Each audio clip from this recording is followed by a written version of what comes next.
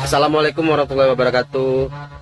Hari ini saya sedang berada di rumah sederhana milik Bu Syariah yang ada di Kampung Sekumur, Kecamatan Sekra. Nah, ada hal yang ingin disampaikan Bu Syariah ini kepada Kak Na, istri dari Mualim. Ya, Bu, kira-kira apa mau disampaikan, Bu? Biar Bang ini ngomong aja ya. Assalamualaikum Kak Na. Kami inilah yang namanya Syariah yang pernah Kak Na kunjungi di bawah dia pondok dulu. Jadi Kak Na pernah ngasih kami uang, habis baju, peralatan dalam. Jadi Syariah ini nggak tahu bilang apa-apa, mengucap terima kasih sama Kak Na. Jadi Allah yang untuk membalas jasa Kak Na sebanyak-banyaknya, sejauh mata memandang. Kalau adalah kesempatan untuk Kak Na, kunjungilah kami lagi.